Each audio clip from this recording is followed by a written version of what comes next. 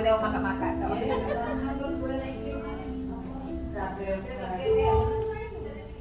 Assalamualaikum warahmatullahi wabarakatuh.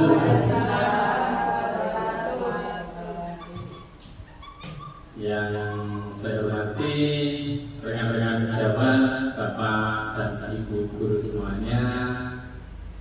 Alhamdulillah pada hari ini kita bisa bertemu di sini, bisa berkumpul bersama dalam rangka meluangkan waktu untuk diseminasi sayang dan berbagi bersama terkait dengan budaya positif di sekolah kita. Kedua kalinya, salawat salam tetap kita aturkan kepada junjungan kita Nabi Muhammad SAW yang telah memberikan kita tuntunan yang lurus sehingga kita termasuk orang-orang yang beruntung dan berilmu. Bapak Ibu, pada kesempatan kali ini saya menggunakan atau menyampaikan materi budaya positif di sekolah kita. Maka dari itu terkait hari ini, di sini saya berbagi tentang budaya positif di sekolah. Kira-kira nanti berdasarkan teori-teori yang jadi lewat koron atau teori-teori yang lain, kira-kira langkah kita ke depannya nanti seperti apa? Apa kabar Bapak Ibu guru semuanya hari ini? Luar biasa. Mas Gus, gimana kabarnya? Kok tidak selepas ini Mas Gus?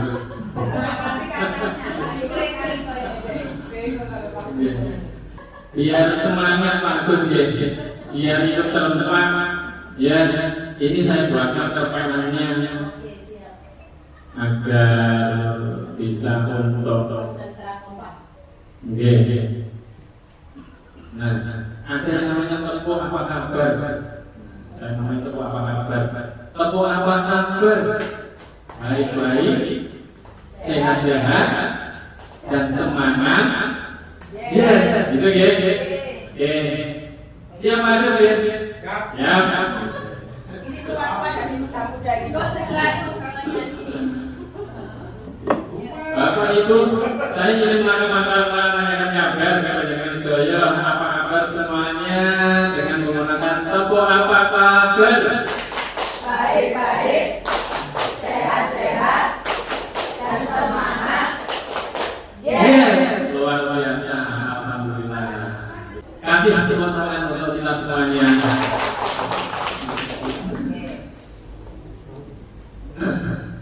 Inilah Bapak Ibu, murid-murid kita sebenarnya. Mari kita paham bersama. Ternyata anak-anak itu hidup dan tumbuh sesuai kodratnya sendiri-sendiri. Pendidik kita itu sebenarnya hanyalah dapat merawat mereka dan menuntun tumbuhnya kodrat itu. Jadi semuanya yang menentukan adalah Tuhan. Ya. Karena Tuhan menciptakan manusia itu punya kodrat sendiri-sendiri. Kodrat itu ada kodrat alam dan ada kodrat zaman. Kalau kodrat alam itu sudah bawaan. Ya. Kemudian ada kodrat zaman. Nah, kodrat zaman ini terkait dengan waktu pertumbuhan mereka, kemudian lingkungan. Ini adalah kodrat zaman. Tapi kita tidak lama-lama di slide ini. Dan inilah kita ternyata. Kalau tadi kita ingin mengetahui tentang murid kita, tapi kita coba melihat siapa kita sebenarnya. Kita itu serupa seperti para pengukir yang memiliki pengetahuan mendalam tentang keadaan kayu, tentang jenis-jenisnya, tentang keindahan ukiran. Karena kayu itu berbeda-beda, macam-macam kayu. Kemudian cara mengukirnya juga bagaimana. Kita itu paham semuanya seolah-olah kita pengukir atau bukan pengukir. Seperti itulah seorang guru seharusnya memiliki pengetahuan yang mendalam tentang seni mendidik. Kalau kita guru berarti kan kalau kita mendidik berarti ya seni mendidik. Bedanya guru itu mengukir manusia atau mengukir anak manusia yang memiliki hidup lahir dan batin. Saya ingin minta tolong kepada beberapa peserta.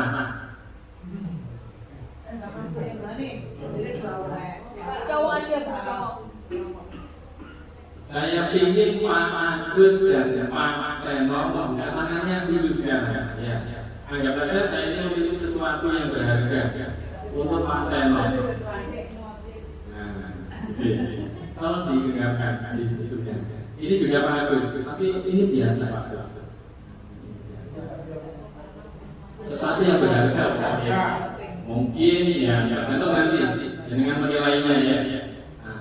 Yang bisa membuka genggaman tangan kedua peserta kita itu siapa? Mereka sendiri. Mereka sendiri. Kalau saya bisa tidak membuka? Sedang bisa, tapi Tapi belum tentu kalau bisa gitu ya. Ya. Kalau saya misalnya minta tolong Agus tolong dibuka Pak Agus. Mau. Agus, Pak Seno, ini boleh tidak saya buka Pak Seno? Saya minta ini, saya ingin tahu dalamnya isinya apa. Gitu ya. Boleh tidak saya membukanya? Mau saya membukanya? Iya. Ternyata Pak Seno tidak boleh, saya ingin tahu itu. Ya. Saya tidak bisa membuka tangannya Pak Seno, tapi saya bisa membuka tangannya Pak Agus. Ya. Gitu. Coba Pak Agus buka lagi. Nah ini saya tahu akhirnya, dengan saya memerintah Agus saya tahu, tapi saya merayu Pak Seno, ternyata saya kesulitan. Gitu. Ini artinya apa? Kalau dengan genggaman ini, dia bisa membuka. Itu kan sebenarnya kita sendiri, gitu ya, kita sendiri. Pak Agus ya Pak Agus sendiri, Pak Seno ya Pak Seno sendiri. Yang mengendalikan tangannya atau hatinya, itu kan juga dia sendiri. Orang lain nggak bisa. Nanti Pak Ano bisa membuka tangannya Pak Agus. Saya nanti nggak buka tangannya Pak Agus. Tapi saya mau mempengaruhi Pak Agus. Iya, saya mau mempengaruhi. Saya mau mempengaruhi Pak Seno. Ternyata Pak Seno ini sulit dipengaruhi. Iya. Itu lah. Jadi lewat rayuan, lewat uang, dan dia membelai lah. Ternyata ya Pak Seno itu nggak mau membuka tangannya. Ternyata yang mengendalikan atau mengontrol diri kita ya kita sendiri. Orang lain bisa mengontrol, tapi kan tidak bisa berbuat apa-apa, hanya melakukan rayuan, hanya melakukan tindakan yang membuat orang lain mengontrol dirinya melalui karena penyebabnya rayuan itu tadi atau permintaan dan seterusnya. Terima kasih Pak Seno, Pak Agus.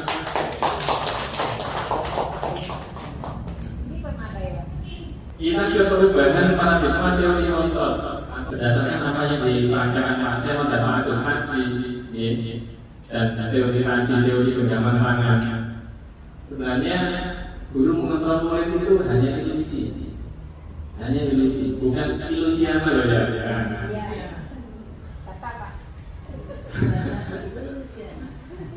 Jadi yang mengontrol murid itu sebenarnya bukan guru. Guru itu tidak bisa mengontrol murid, tapi murid itu yang mengontrol diri mereka sendiri. Terus kemudian kritik yang membuat orang merasa bersama itu tidak bisa menguatkan karakter. Kritik yang membuat orang merasa bersalah, kemudian kita membuat orang itu menunjukkan salahnya. Seperti ini salah dan seterusnya. Tidak hanya orang, tidak hanya teman, tapi murid kita juga begitu. Kalau kita kritik murid kita, kemudian malah membuat dia itu merasa bersalah, itu sebenarnya ilusi, tidak bisa membuat mereka kuat karakternya, malah semakin lemah. Kalaupun diambil menguatkan karakter, itu bisa menguatkan karakter nanti, itu hanya ilusi. Yang ketiga adalah ya memang ilusi. Kalau semua penguatan positif itu dianggap efektif dan bermanfaat, belum tentu penguatan positif dari kita itu bisa efektif untuk siswa, bisa bermanfaat untuk siswa. Karena siswa yang kita beri penguatan, misalnya kita beri dorongan, belum tentu mereka bisa memanfaatkan itu, dan penguatan kita belum tentu efektif dan membuat siswa kita berubah itu belum tentu. Tapi yang membuat mereka berubah adalah dari mereka sendiri. Kemudian orang dewasa itu memiliki hak untuk memaksa, gitu kan? Siapa yang dewasa punya hak untuk memaksa yang muda atau yang anak-anak, gitu ya. Biasanya kan gitu. Ini juga ilusi. Nah, ini materi yang sebenarnya Bapak Ibu. Tadi pengantarnya budaya positif.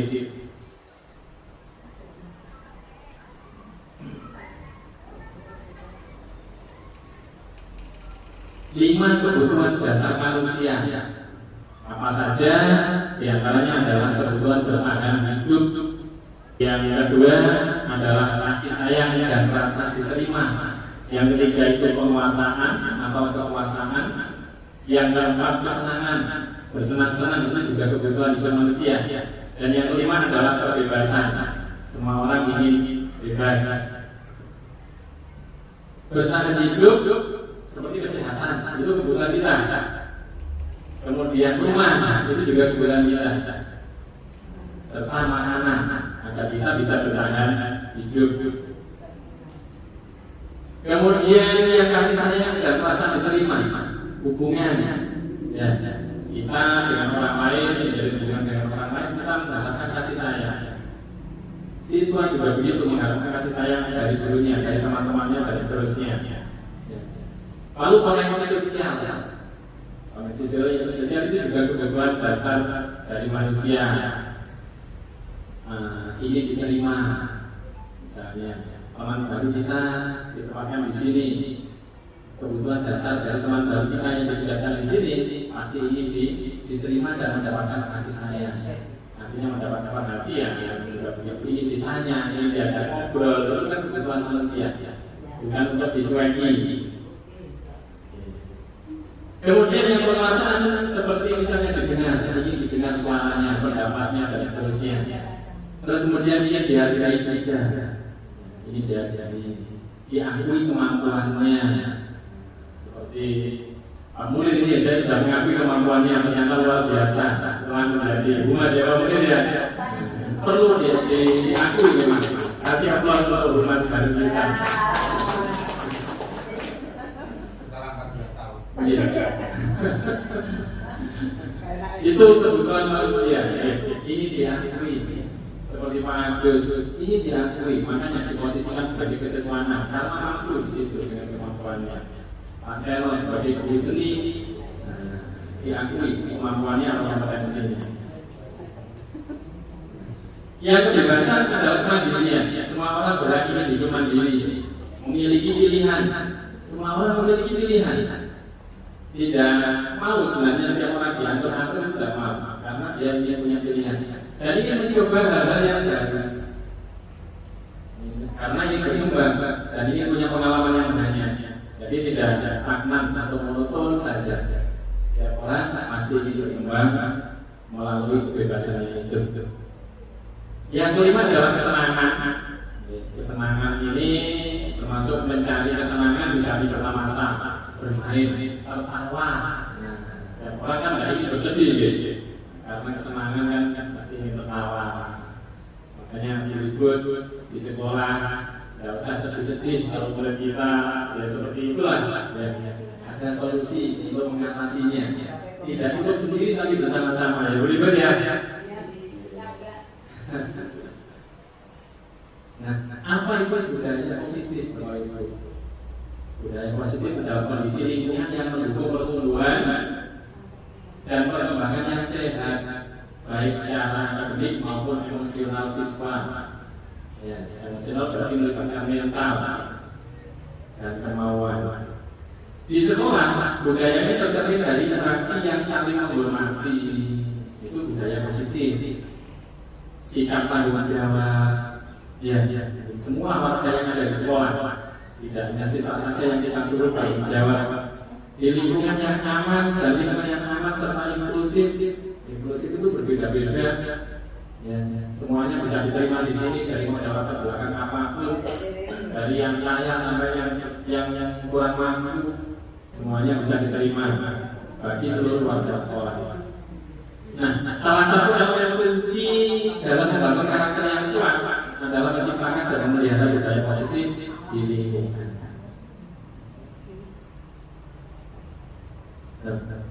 Mengapa budaya positif itu penting? yaitu karena bisa meningkatkan prestasi akademik siswa. Ya, dengan disiplin, dengan budaya positif yang kita ciptakan bersama, maka siswa itu merasa dihargai dan merasa didukung.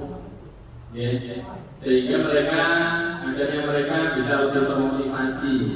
Motivasi dari situlah bisa meningkat prestasi akademiknya. Mengurangi masalah disiplin siswa. Jadi permasalahan disiplin yang biasanya dikomandoi oleh kesiswaan itu jadi terkurangi permasalahan atau kasus-kasus yang negatif dari disiplin yang negatif itu. Yang ketiga adalah membentuk karakter dan etika, misalnya kejujuran, terus kerjasama. Jadi jangan sampai siswa kita itu sering bohong dengan dia. Sering bohong itu kan berarti budaya positifnya kurang kerjasama dengan teman, itu kerjasama yang baik tentunya. Makanya lebih enak pembelajaran itu sering-sering dilakukan secara berkelompok, itu lebih enak. Yang keempat adalah mendukung rasa aman dan nyaman, menguatkan mental dan emosinya. Kalau merasa aman, belajar di sini merasa nyaman, itu jadi enak.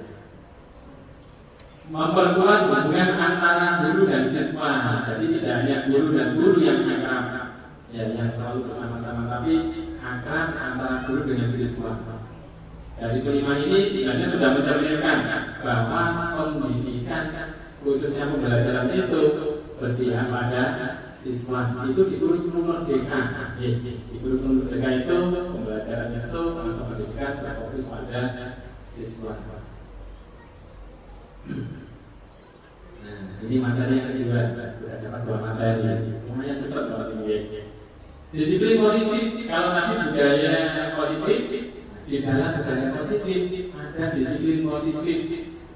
Bagaimana kita mewujudkan disiplin positif dalam mencapai, dalam menciptakan budaya positif di lingkungan sekolah kita. Dalam rangka menciptakan lingkungan yang positif, salah satu strategi yang perlu kita tinjau ulang terus terkait kesiswaan adalah penerapan disiplin di sekolah kita. Tapi yang berarti disiplin itu tanggung jawab kesiswaan seutuhnya, tidak kesiswaan yang sebagai komando saja. Tapi tanggung jawab semua warga, tidak hanya guru, tapi siswa juga punya tanggung jawab lebih menerapkannya di sini. Ketika kita mendengar kata disiplin, apa yang terbayang di benak kita semuanya? Kalau disiplin, disenai kalau dia berjauh. Kalau Pak Agus, tertib, apa lagi panggil? Disiplin. Kalau kita mendengar disiplin, dengan saya Pak, taat aturan. apa? Taat aturan, pasti aturan itu ya Bu Ana ya kalau disiplin. Menurut saya. Ya. Guru bilang apa guru bilang? Aku, gitu ya. Aku serem, gitu ya. Bahkan hukuman, pasti ini ada hukumannya nanti. Kalau ada sanksi.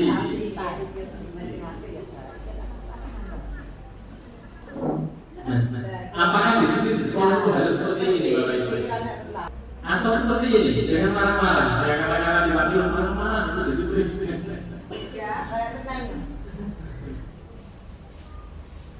Kita bahkan tidak ingin telinga anak kita atau telinga murid kita, murid kita kan juga anak-anak. Di sini kan nggak mau, kasihan nanti kita ikut ngesantlok.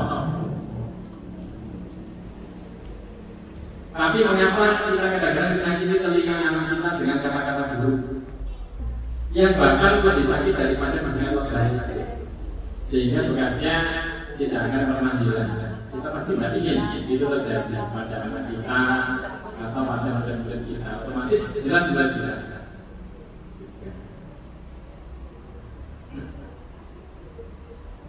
Kalau begitu, apa itu disiplin positif? Disiplin positif adalah pendekatan dalam mendidik dan membimbing siswa yang berfokus pada pengembangan tanggung jawab. Kemudian fokusnya juga pada kesadaran diri. Kesadaran diri kita masing-masing, seluruh yang ada yang dari sini. Terus motivasi internal, bukan motivasi eksternal loh ya, tapi motivasi internal. dan kemampuan sosial tanpa menggunakan hukuman keras atau paksaan. Ini disiplin. Jadi disiplin yang positif. Berbeda dengan metode disiplin tradisional yang seringkali berorientasi pada kontrol dan hukuman. Disiplin positif itu lebih menekankan pada penghargaan terhadap martabat siswa. Karena sesungguhnya siswa juga punya martabat. Dan pengembangan karakter mereka. Yang dikatakan itu kan karakter mereka juga berkembang. Tidak hanya di sanksi saja, tapi karakternya juga harus berkembang. Bagaimana sih konsep disiplin positif itu? Kebanyakan orang memang akan menghubungkan kata disiplin dengan tata tertib. Itu pasti, ya. Kebanyakan orang seperti itu. Harus teratur, harus patuh pada peraturan. Kadang juga sering dihubungkan dengan hukuman. Kata disiplin, sanksi. Padahal itu sesungguhnya berbeda, sangat berbeda. Karena belajar tentang disiplin positif tidak harus dengan memberi hukuman, tapi justru hukuman itu malah sebagai salah satu alternatif yang terakhir saja, malah bila perlu tidak digunakan sama sekali. Nah, prinsip dasar disiplin positif adalah menghargai martabat siswa tadi, ya, karena ini mendukung harga diri dan memperkuat kepercayaan diri mereka. Daripada mereka itu misalnya kita justice atau kadang-kadang kata-kata kita itu juga kasar, di mana itu termasuk kadang-kadang kita juga tidak sengaja akhirnya kan ini membuli siswa. Mereka akhirnya menjadi siswa yang tidak percaya diri dengan kata-kata kita. Yang kedua adalah membangun hubungan yang kuat, saling percaya, komunikasi juga terbuka dengan murid, merasa didengar dan dihargai. Jadi dengan disiplin positif ini prinsipnya yaitu tadi untuk membangun hubungan yang kuat. Kalau kita selalu marahi siswa, nanti siswa akan dendam kepada kita. Kita membenci kita. Demikian juga misalnya atasan kita terhadap kita. Itu kalau menerapkan prinsip disiplin positif, yaitu bisa membangun komunikasi atau hubungan yang kuat. Fokus pada pengembangan tanggung jawab, prinsipnya salah satunya juga itu. Yang keempat adalah kesadaran diri dan pengembangan diri. Kesadaran diri itu merupakan fondasi dari pengendalian diri yang sangat efektif. Jadi yang paling baik itu memang ini kayaknya prinsip disiplin positif adalah disiplin dimulai dari diri sendiri. Cuman bagaimana mengawalinya kalau anak-anak kita di zaman sekarang seperti itu. Yang kelima mendorong kolaborasi. Dengan disiplin positif itu prinsipnya adalah untuk bersama dalam menemukan solusi bersama. Siswa kita memang banyak sarannya, tapi kalau kita menggunakan pendekatan disiplin positif, kita bisa menemukan solusi bersama. Biarkan siswa menemukan kesalahannya sendiri, kemudian kita bimbing dan kita ajak untuk menemukan solusi sebaiknya seperti apa solusi ke depan. Itu prinsip dasar dari disiplin positif. Dan mengapa disiplin positif itu dianggap efektif? Ya, karena pendekatannya yang humanis dan membangun, tidak otoriter, tidak menggunakan cara yang otoriter di sini. Yang tidak hanya menekankan pada konsekuensi langsung dari perilaku, tetapi juga pada pembentukan sikap dan nilai-nilai yang akan memandu siswa sepanjang hidup mereka. Dengan mendidik siswa untuk menjadi individu yang bertanggung jawab dan sadar diri. Yang kita harapkan siswa kita sadar diri. Kita tidak hanya mempersiapkan mereka untuk sukses di sekolah dengan nilai yang tinggi saja, tapi juga untuk menjadi anggota masyarakat sudah prakteknya nanti setelah mungkin mereka setelah lulus, setelah pendidikan mereka usai, menjadi masyarakat yang lebih baik. Nah, dalam bukunya Diana dosen itu mengklasifikasikan 3 motivasi perilaku manusia dalam melakukan sesuatu itu ada 3. Motifnya apa saja? Yang pertama adalah untuk menghindari rasa sakit, untuk menghindari ketidaknyamanan, untuk menghindari hukuman. Nah, ini buktinya ini. Seseorang atau siswa melakukan sesuatu itu kan karena salah satunya adalah ini, menghindari ketidaknyamanan, menghindari hukuman. Nyontek di rumah, nyontek temannya, hanya untuk apa? Menghindari hukuman. Dari Pak Munir nanti dibikin Pak Munir pemanasan misalnya, ya. Ada PRPAI, ternyata siswa itu tidak mampu mengerjakan sendiri.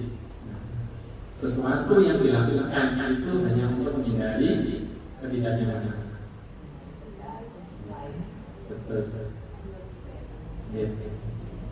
Siswa kita yang takut dapat terlambat, khawatir dimarahi, nanti daripada sakit hati, itu kan dimarahi di depan sini.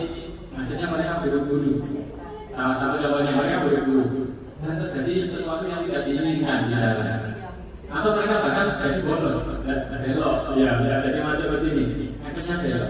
Itu mereka melakukan sesuatu motifnya untuk menghindari ini, menghindari hal-hal negatif yang dianggap menyakitkan. Yang kedua adalah untuk mendapatkan sesuatu imbalan, penghargaan atau bahkan sekedar senyuman dari orang lain atau dari gurunya. Sesuatu itu dilakukan misalnya untuk mengerjakan sesuatu atau mengerjakan PR gitu ya. Agar dapat biar gurunya tidak marah, jadi tersenyum kalau di kelas atau ketemu dan seterusnya. Disuruh gurunya ambil subsisten berangkat misalnya ya. Sebenarnya dalam hal ini blunder karena merasa terpaksa. Bagaimana caranya agar siswa kalau disuruh gurunya diminta tolong bukan disuruh ya, itu tidak terpaksa. Seperti anak-anak mahasiswa kalau disuruh Pak Agus kan rela ya Pak Agus ya, relawan mereka.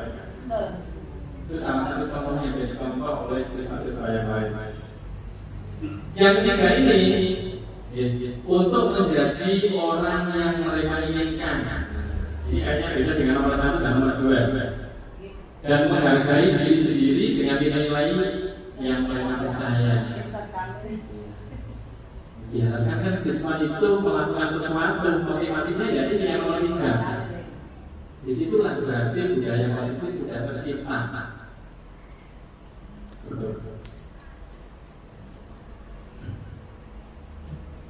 Kalau Ki Hajar Dewantara juga menuliskan dalam buku beliau di mana ada kemerdekaan, disitulah harus ada disiplin yang kuat. Ya, meskipun disiplin itu bersifat kita sendiri yang mewajibkan kita, kita sendiri yang mewajibkan kita. Saya harus datang tepat waktu, saya harus masuk kelas waktunya guru kita tepat waktu misalnya setelah istirahat. Nah, itu diharapkan dari dirinya sendiri yang mewajibkan. Dan itu tentu dengan sekeras-kerasnya kepada kita, kepada diri kita sendiri. Siswa juga kepada diri kita sendiri. Sebab kalau kita tidak cakap melakukan ini dengan sadar diri, wajiblah penguasa lain itu yang mendisiplinkan kita. Siapa lagi ya dari luar nantinya yang disiplinkan kita. Kalau bisa kan tidak perlu dari luar. Kalau kita sebagai guru ya Pak Imam nanti yang disiplin. Kalau siswa, mungkin kita sebagai guru di kelas secara umum mungkin kesiswaan atau BK. BK itu yang menjadi yang menormalisasikan ya dua ini dia BK. Dan peraturan demikian itulah harus ada di dalam suasana yang merdeka. Makanya ini dikaitkan dengan Merdeka Belajar ya kembali lagi kepada pendidikan menurut filosofi Ki Hajar Dewantara.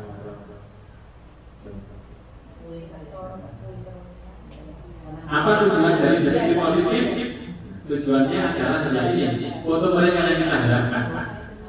Siswa menjadi bisa percaya diri salah satunya ini adalah menanamkan motivasi kepada murid kita. Motivasi yang nomor 3 tadi tentunya untuk menjadi orang yang mereka inginkan dan menghargai diri sendiri dengan nilai-nilai yang dipercaya. Tentunya nilai yang dipercaya mereka Saya yakin mereka percaya dengan nilai-nilai yang baik-baik saja, jujur, bekerjasama, tanggung jawab, saling menghormati dan seterusnya. Pokoknya yang baik-baik saja. Karena setiap orang kebutuhannya adalah itu. Ketika murid kita memiliki motivasi yang akan berdampak jangka panjang dan motivasi itu tidak terpengaruh oleh adanya hukuman, jadi tidak kok karena aku hukuman atau ingin mendapatkan hadiah, jangan sampai misalnya tidak terpengaruh oleh dua unsur itu nanti, mereka akan tetap berperilaku baik meskipun tidak ada hukuman, meskipun tidak ada hadiah.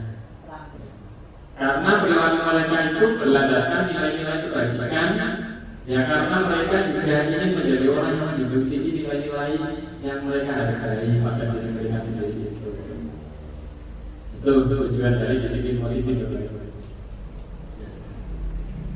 Satu materi sudah melewati kedua, sekarang kita menginjak yang ketiga.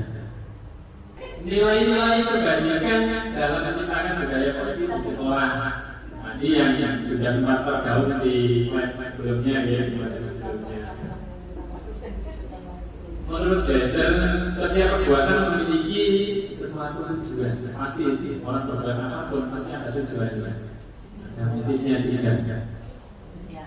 Dan terkait hal itu dikuatkan juga oleh Jan Gelsen dengan mengaitkan nilai-nilai kebajikan yang diyakini seseorang, maka motivasi dari dalamnya akan terbangun juga. Itu motivasi apa yang dari dalam hati masing-masing individu, sehingga menggerakkan motivasi dari dalam untuk dapat mencapai tujuan mulia yang diinginkan. Berarti kan motivasi yang baik di sini. Nah, ini juga terkait dengan nilai-nilai kebajikan tadi. Apa saja kan nilai-nilai kebajikan itu? Di antaranya ya jujur, disiplin, peduli lingkungan, peduli lingkungan, tidaknya kebersihannya, kesehatannya saja, tapi dengan teman lain, dengan orang lain di lingkungan sekolah itu juga peduli. Gotong royong, ini yang penting. Agus, jangan lupa gotong royong itu harus dikuatkan, baik dengan sesama guru maupun dengan siswa. Sama wakakau.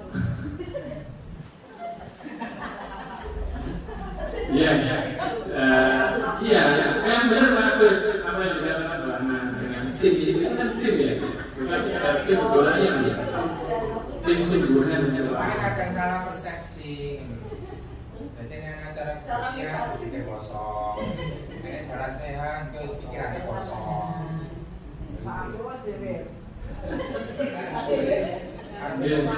Pikirannya kosong.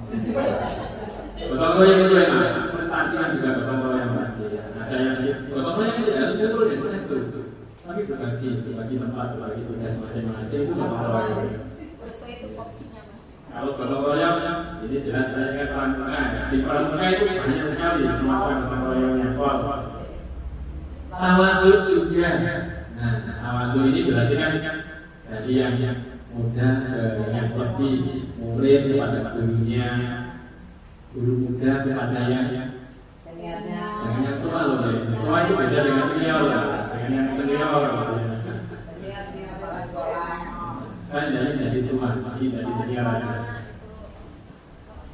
Dan juga kreatif. Ya, nilai-nilai kebajikan itu diantaranya juga kreatif. Berarti harus berubah dan mengembangkan diri kalau kreatif. Ini sesuai dengan standar pendidikan nasional.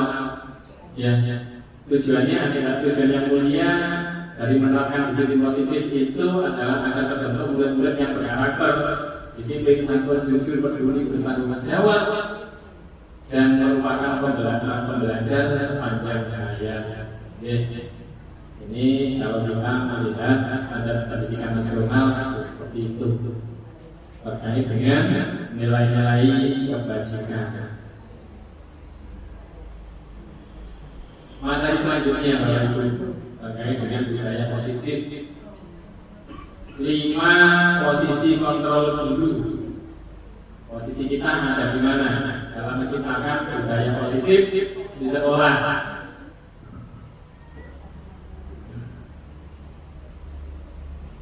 Teorinya dia dosen. Guru perlu meninjau kembali penerapan disiplin di dalam ruang kelas atau di sekolah kita selama ini. Bagaimana penerapan disiplin kita di kelas maupun di sekolah? Apakah telah efektif disiplin yang kita lakukan atau yang kita terapkan? Apakah sudah berpusat pada membuat siswa merasa merdeka? Apakah sudah efektif bisa membuat siswa mandiri? Dan bagaimana dan mengapa harus seperti itu? Melalui serangkaian riset dan bersandar pada teorinya Dresser, dosen juga menyimpulkan ada 5 posisi kontrol yang diterapkan oleh guru, orang tua, ataupun atasan dalam melakukan kontrol atau kendali. Ada 5. Apa saja? Yang pertama ini, guru, orang tua. Ini dia kan juga orang tua kalau di rumah. Dan ini orang tuanya siswa juga harusnya tahu posisi ini. Kepala sekolah juga. Kalau kita berada di posisi penghukum, maka kita itu cenderung hadir. Kadang-kadang tidak sengaja ngomong atau menunjuk-nunjuk gini. Nunjuk-nunjuk gini. Kamu yang dapat HR itu bagus. Tapi kamu itu loh, selalu saja terlambat. Hanya kamu yang terlambat. Itu pasti menghukum nanti anak. Menunjuk-nunjuk. Kadang-kadang sampai gini juga, nggak ada pilihan. Mulainya dipanas sampai ditunggu sampai gini. Seperti foto model. Pembentak itu pasti, penghukum pasti pembentak. Baik itu hukumannya verbal maupun fisik, itu tetap dinamakan hukuman. Apakah kita di posisi penghukum ini? Coba kita digerayai dewi-dewi. Ambil gerayai saya dewi aja.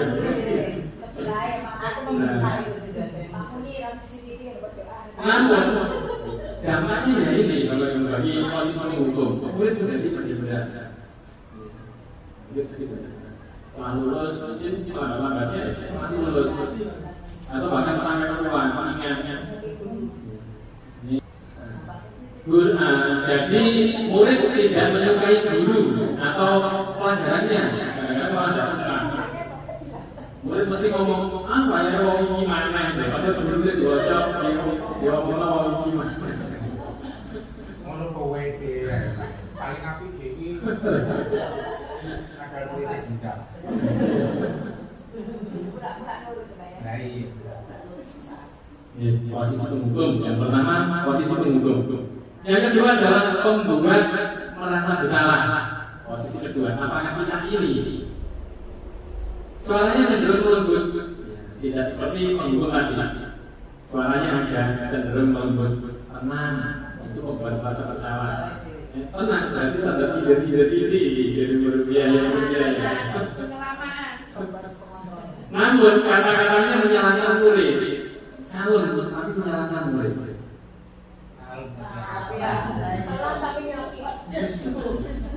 Guru akan menyatakan hal-hal yang merasa kesalahan pada murid. Seolah-olah menyatakan ke situ arahnya dengan membuat guru menderita, murid menderita. Tapi kalau kepala sekolah dengan membuat guru menderita. Dampaknya dari posisi ini Bapak Ibu membuat murid merasa bersalah. Dia merasa bersalah. Kadang-kadang kita gengsi, tidak tahu asal usulnya masalah. Kita kadang-kadang satu-satu menjadi orang yang membuat merasa bersalah. Ini identitas gagal namanya. Yang kedua adalah rendah diri. Jadi merasa murid berada diri, menarik diri dari lingkungan. Kadang-kadang contoh menyendiri, yang mengucapkan diri kadang-kadang ini yang kita khawatirkan adalah murid kita seperti itu. Yang ketiga adalah posisi teman. Apakah kita berposisi sebagai teman di depan murid-murid kita?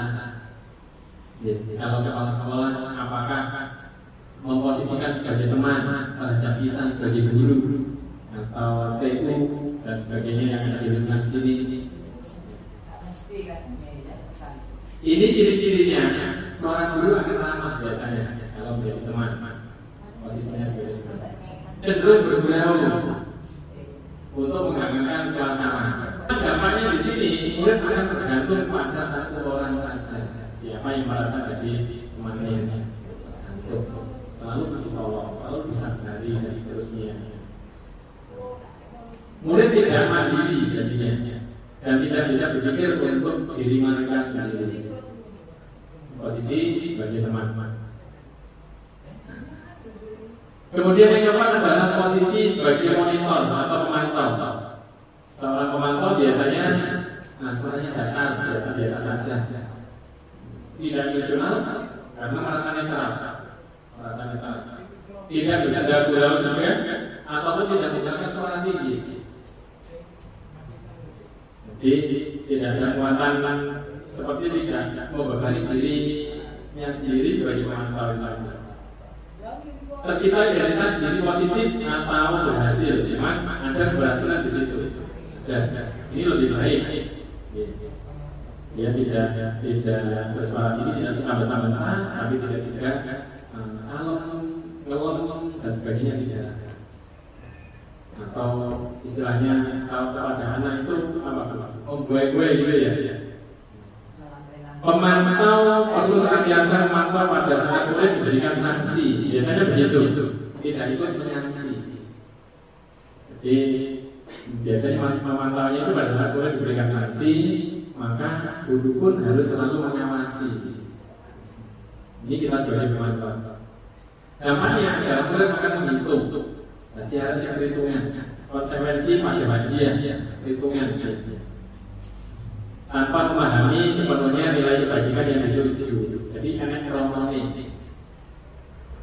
Tidak sepenuhnya mandiri, tapi lumayan daripada yang dijadikan teman tadi. Posisi yang terakhir yang kelima, posisi manajer. Suara manajer itu netral. Seorang yang bisa memanage keadaan juga, memanage yang dipimpin juga, baik di kelas maupun di sekolah.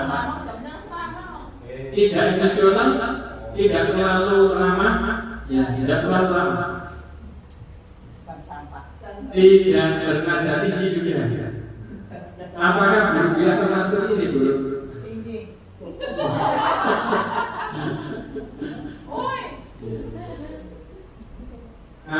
Terciptanya identitas yang positif nanti ya. Kemungkinan seperti itu. Ya, lebih memungkinkan ini. Kemungkinan berhasil itu ada. Guru akan dengan tulus mengajukan pertanyaan-pertanyaan bermakna agar membuka pikiran murid. Ini manajerial ya. Posisinya posisi manajer ya. Memang seperti ini. Kalau guru mengambil posisi manajer, maka guru membimbing murid untuk memecahkan masalahnya secara mandiri. Karena hanya memanage saja, bukan mengatur-ngatur dan seterusnya. Kamu harus begini. Kalau sudah melakukan kesalahan ini, ya besok harus begini. Itu namanya menghukum. Namanya murid menjadi mandiri, percaya diri, dan bisa memecahkan masalahnya sendiri.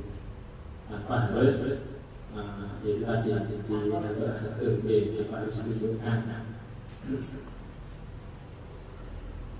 Nah, sejak tadi wong-wong ayo kita bergembira dulu biar tidak bosan pas-pasnya masing-masing. Jadi ya. Ini akan dilonggarkan kursinya biar kita kalau ada satunya kan kita bergembira. Tepuknya itu begini. Tepuk berulang bersatu kali itu enggak? Berdua kali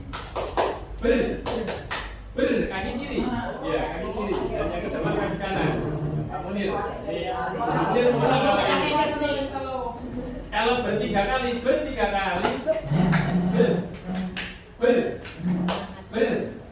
kalau 3 kali kanan dulu. Iya. Oke, saya juga ikut biar Bapak Ibu ya ikut gerakannya saja, pokoknya nggak bunyi. Siap ya? Oke. Tempo berulang bersatu kali, berdua kali, bertiga kali, suaranya kurang keras, ulang satu kali lagi. Salah nanti, ya yang salah dihukum melanjutkan materi ini di depan.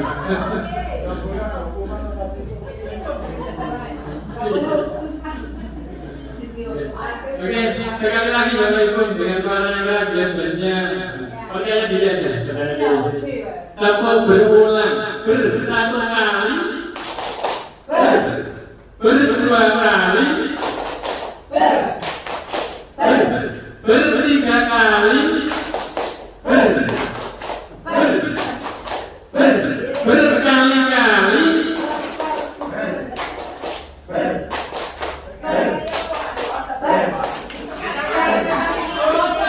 ya pokoknya berkali-kali. Terima kasih, tepuk tangan untuk kita semuanya.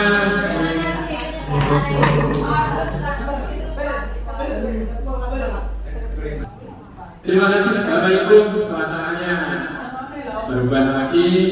Mudah-mudahan kita selalu bahagia. Memang bekerja itu harus bahagia.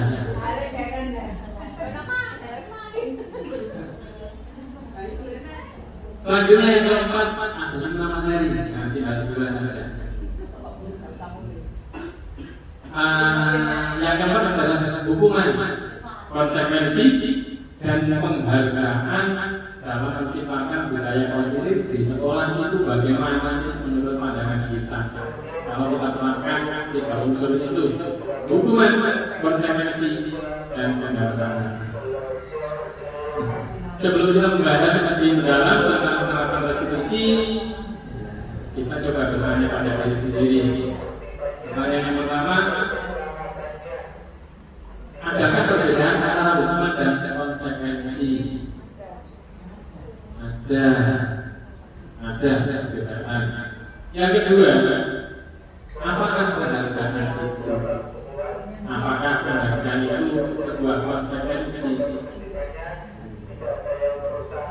Hukuman itu seperti imbalan, tapi yang membebankan. Kalau menurut kita kan seperti itu ya. Tapi kalau konsekuensi lebih berat hukuman daripada konsekuensi. Lebih berat hukuman daripada konsekuensi. Kalau penghargaan ini cenderung seperti menghargai. Maksud kita yang memberi penghargaan itu kan menghargai. Jadi apakah harus berupa uang, berupa barang, atau berupa senyuman, atau kata-kata yang membangun atau menguatkan. Nah, ini kalau kita baca semuanya banyak ini. Hukuman itu modelnya, kalau hati itu model. Hukuman itu model pasangan, diakui atau tidak. Hukuman pasti harus memenuhi keinginan penghukum. Nanti kita menghukum tidak. Tapi kalau dari 5 posisi kontrol, kita seharusnya sebagai apa tadi itu? Sebagai nomor berapa? Nomor 1, nomor 2, atau nomor berapa? Tadi. Yang nomor 5. Kita harusnya yang nomor 5. Jadi dulu itu.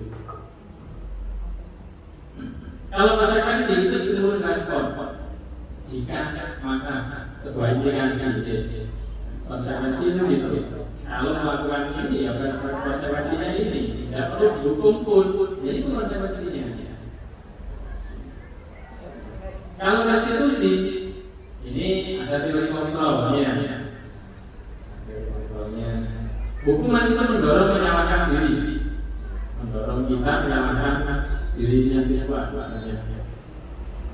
Konsekuensi mendorong kepatuhan. Kalau ada konsekuensi, agar tujuannya adalah siswa itu patuh. Restitusi itu mendorong disiplin positif. Kalau hukuman konsep dirinya buruk, konsepnya buruk. Kalau konsekuensi baik. Kalau restitusi konsepnya kuat, semakin kuat. Hukuman itu anak atau murid belajar menyembunyikan kesalahan. Kalau guru pasti berusaha bohong. Kebanyakan siswa menghindari hukuman pasti bohong. Makanya mereka menyembunyikan kesalahannya kalau melakukan kesalahan. Kalau konsekuensi, anak atau murid itu belajar pada peraturan, sehingga mereka berusaha taat aturan. Tapi kan seolah-olah dipaksa oleh peraturan. Restitusi itu murid belajar memecahkan masalah oleh kesadaran diri mereka sendiri. Kalau melakukan kesalahan, mereka diajar untuk mencari kesalahannya sendiri dan menilai dirinya itu menyalahi aturan yang aman. Sehingga bisa memecahkan masalah. Selanjutnya saya harus seperti apa? Kemudian dapat pada murid marah merasa bersalah. Muridnya bisa marah kalau dihukum. Ya, cuma kadang-kadang di belakang kita, di depan kita, ya, tapi di belakang kita sebenarnya marah-marah, merasa bersalah, minimal itu rendah diri dan mengasihkan diri. Kalau setelah dihukum kadang-kadang terus waktunya dunia nanti ya, waktunya hukum mengajar pelajaran misalnya, dia sedang takut, waktu 1:05.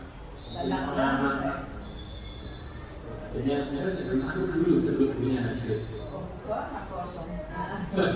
Itu salah satunya ya dulu ya dari hukuman. Kalau konsekuensi itu kehilangan hak kadang-kadang, kehilangan hak mereka, menahan diri. Kalau restitusi, murid tidak akan kehilangan waktu, namun bersemangat untuk memperbaiki diri. Nah, hukuman itu juga tiba-tiba, kadang-kadang mendadak. Kita ketemu murid yang apa? Yang melanggar aturan begitu, dengan melanggar aturan berbuat salah di depan sini.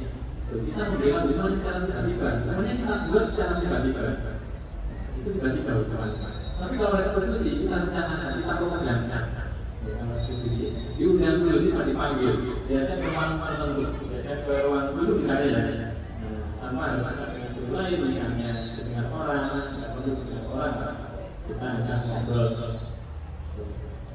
Diundang dan mengadakan restitusi. Restitusi itu adalah langkah-langkahnya.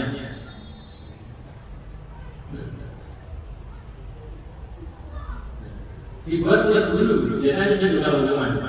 Konsekuensi dibuat oleh guru dan murid. Kalau restitusi dibuat oleh murid. Karena yang menghakimi ya mereka sendiri, yang punya ide yang mereka sendiri untuk tindak lanjutnya, itu ya. Sehingga karena mereka sudah sadar diri, hukuman itu menyakiti, biasanya mengkritik, menyindir, merendahkan dan seterusnya. Kalau konsekuensi itu membantu menyatakan sebuah peraturan dan menerapkan konsekuensi.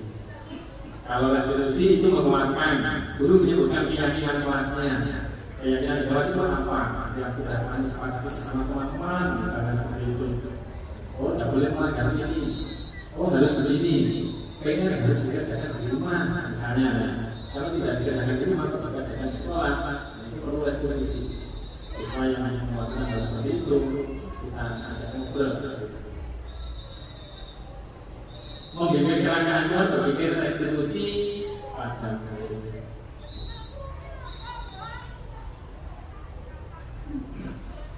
Nah sebelumnya Alfi mengatakan baik penghargaan maupun hukuman itu sebenarnya merupakan cara-cara mengontrol perilaku seseorang yang menghancurkan potensi mereka untuk pembelajaran yang sesungguhnya. Kok bisa seperti itu? Dengan hukuman. Ini kan memang kalau hukuman kan sudah mengontrol mereka.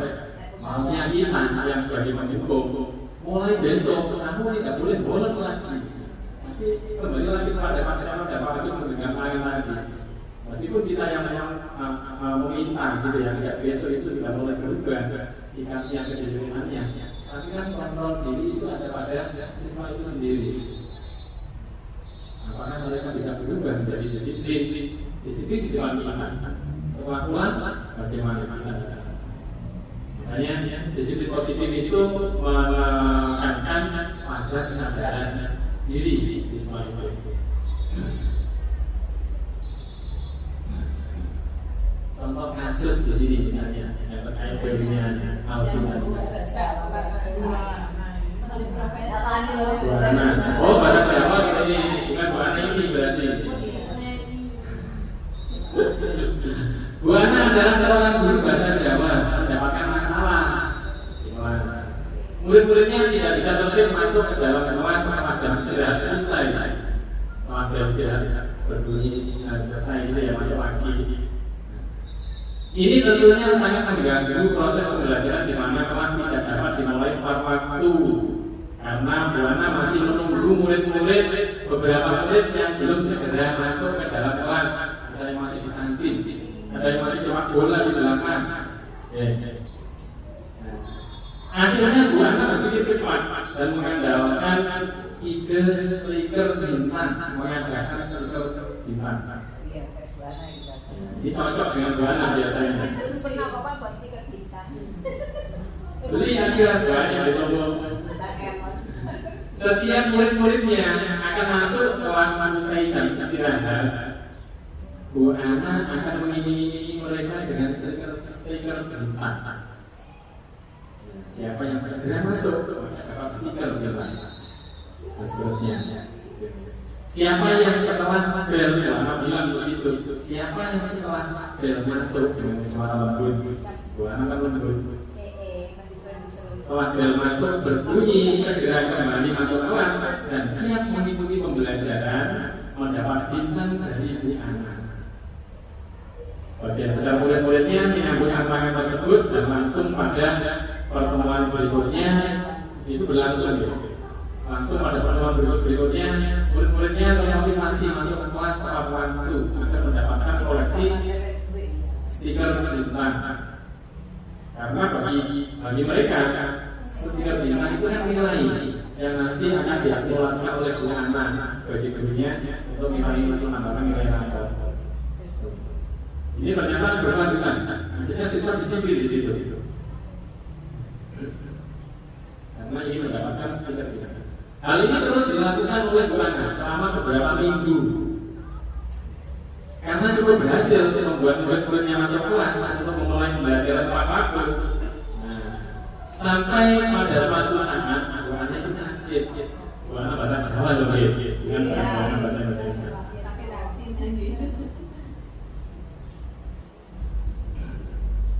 Dan terpaksa digantikan oleh Pak Robi. Oleh Pak Robi, bukan Pak Robian loh dia. Bu Ana merasa, ayo di paling asli loh, Pak Robi. Bahasa mana Pak Robi? Pak Robi tidak mengetahui tentang stiker bintang. Dan benar saja, pada saat mau masuk ke kelas usai jam istirahat, murid-murid kembali tidak tertib. Kembali ke aktivitas secara aktif. Tidak segera masuk kelas untuk memulai pembelajaran. Kira-kira apa yang terjadi dan mengapa? Iya. Karena mereka itu disiplinnya dari luar. Karena penghargaan itu tadi. Karena penghargaan. Ini masih bintang. Belum kalau diiming-imingi oleh Bu Aminah. Siapa yang bisa mengerjakan soal matematika dengan benar? Ya. Ini ada merah-merah ini. Nah, ini yang terjadi itu tadi karena penghargaan. Disiplinnya karena penghargaan. Makanya kadang-kadang kalau kita kadang-kadang pikir-pikir, pikir-pikir sudah mengatakan itu.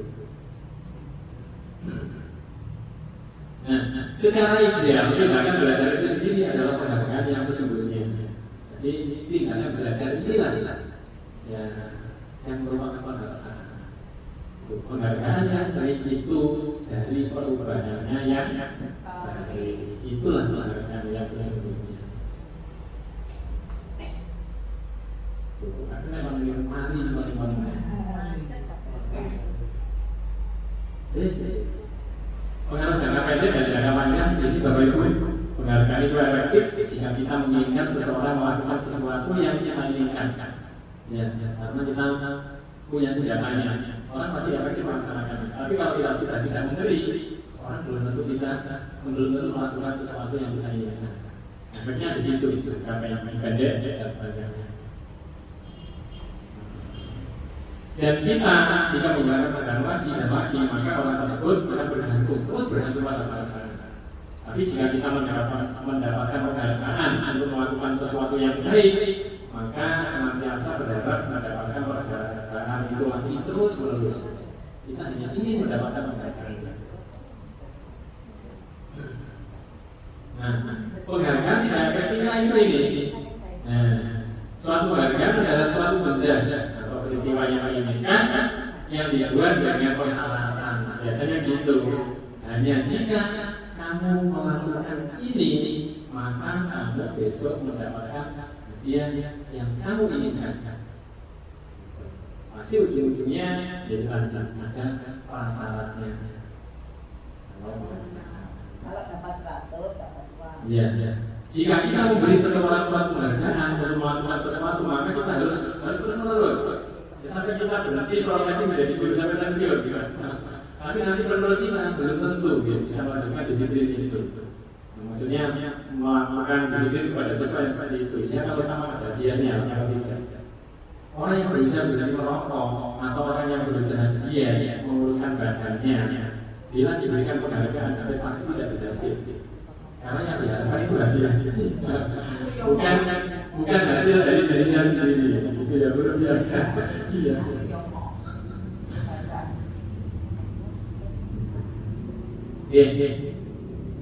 Penghargaan itu bisa hubungan. Kadang-kadang ada yang merasa iri. Oh, kalau teman saya itu hadiahnya ini, saya hari ini kok hadiahnya begini, akan ada rasa iri. Terus akhirnya, paling sekolah kok ya pintar-pintar itu lain. Nah, itu munculnya seperti itu. Jadi tidak merasa termotivasi.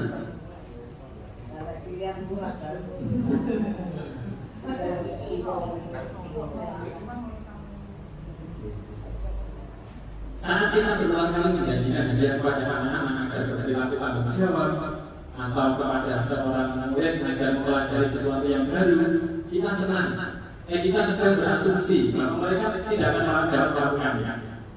Coba kalau misalnya kita ngasih hadiah yang berupa apa gitu ya, istimewa gitu. Siapa yang bisa mengerjakan soal akan dapat HP ini. Pasti soalnya bunyinya sulit. Biasanya begitu. Ya. Kita tidak begitu.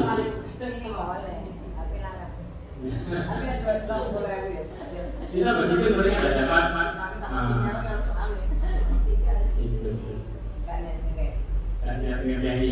Sedangkan restitusi yang terakhir, restitusi adalah proses menciptakan kondisi bagi murid untuk memperbaiki kesalahan mereka, sehingga mereka bisa kembali pada kelompok mereka sendiri yang tidak minder dan percaya diri dengan karakter yang lebih kuat lagi.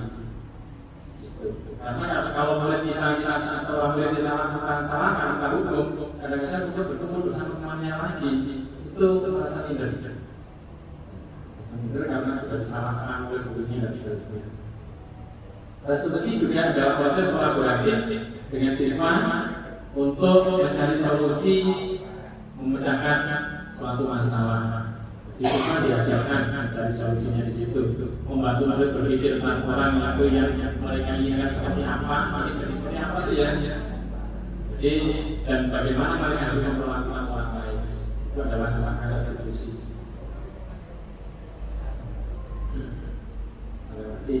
Ada 3 tahapan restitusi. Yang pertama adalah menstabilkan identitas. Yang kedua adalah menanyakan keyakinan. Terbalik ya ke arah kanan bagi validasi tindakan yang salah. Yang ketiga adalah menanyakan keyakinan. Jadi kalau menstabilkan identitas itu boleh kita yang salah dilakukan dia. Karena langsung ditunjukkan salahnya. Itu pada restitusi namanya. Apa sih yang terjadi? Tadi Bu Heri bilang kamu itu sedang jajan waktu kamu punya pengajaran. Coba ceritakan, langsung ceritakan. Distabilkan dia, profil dia distabilkan. Kamu bukan satu-satunya yang pernah melakukan seperti ini. Jadi seolah-olah dia ada masalah kecil hati sendiri.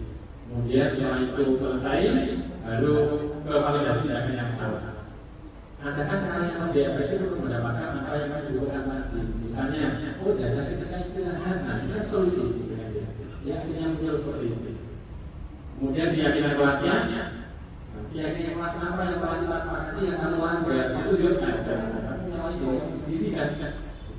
Jadi sebelumnya di awal-awal jalan baru memang setiap guru, tidak hanya wali kelas, setiap guru di KBM masing-masing itu harusnya yang dalam kesepakatan kelas yang nanti dipampang menjadi keyakinan kelas.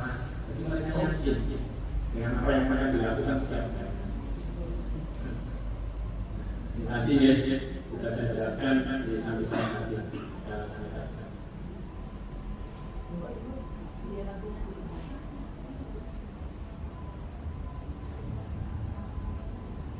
Harapan kami Bapak Ibu dari materi yang sudah kita pelajari bersama ini tadi, ya tentunya dengan semangat ya ada kolaborasi yang tulus di antara kita semuanya, baik guru, kepala sekolah maupun murid atau semua warga sekolah.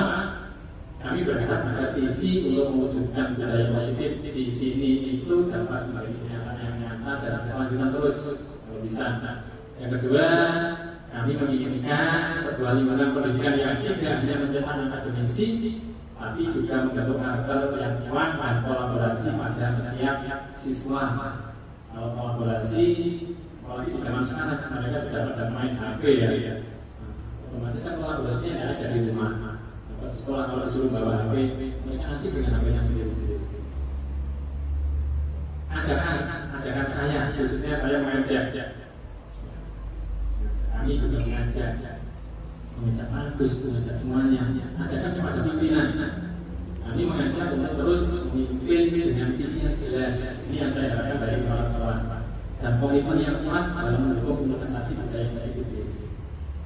Yang kedua, ajakan kepada para sejawat, kita bersama. Mari kita bersatu dengan berkolaborasi. Jangan jalan sendiri-sendiri, Pak Bos. Ya, tidak bisa selesai nanti. Serta saling berbagi pengetahuan dan pengalaman. Kita itu butuh. Kalau saya butuh pengalaman yang senior-senior monggo, saya ditemani misalnya. Pengetahuannya juga lebih luas. Jadi pengetahuan tidak untuk diri sendiri. Tapi untuk orang lain masih butuh ditemani. Kita adalah contoh utama bagi murid-murid kita dengan mengedepankan sikap saling menghargai dan memahami serta selalu berusaha menerapkan pendekatan yang positif dalam mendidik. Kita bisa menciptakan suasana belajar yang lebih menyenangkan. Dan ajakan kepada murid tentunya ya murid diajak bersama-sama turut serta dalam melakukan budaya positif, apalagi murid juga salah satu pelaku disiplin positif itu. Yang keempat, bagi saya sisihkan tambahan, saya tidak ada yang ikut kepada ibu kantin atau pemilik kantin dalam mewujudkan budaya positif.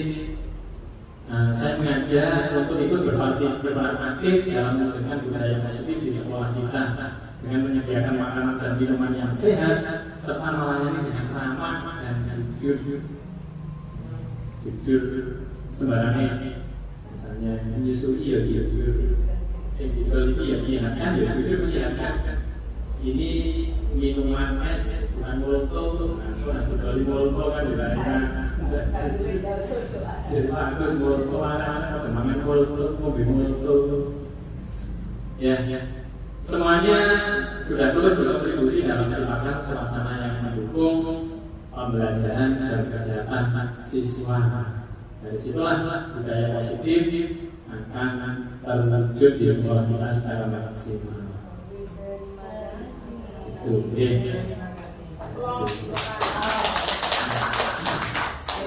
Terima kasih atas kesempatan, atas luangnya waktu, atas dukungan pada dengan saya, Bapak Ibu yang bersedia saya undang di sini ya. Ini sungguh membuat saya menjadi lebih termotivasi lagi.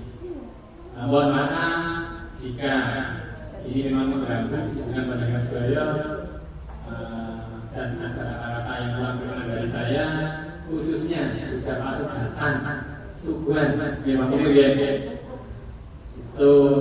itu sekedar untuk menghibur, itu bukan itu ya, bukan hadiah loh ya. Anggap saja konsekuensi.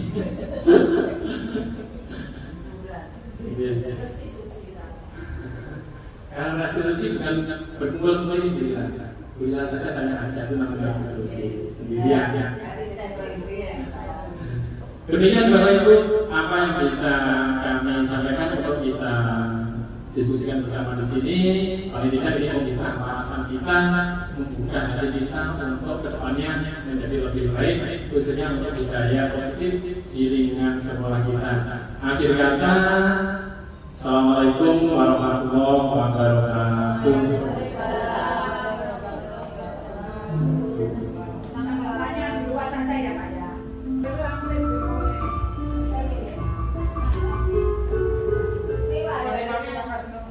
Kasih tetangga.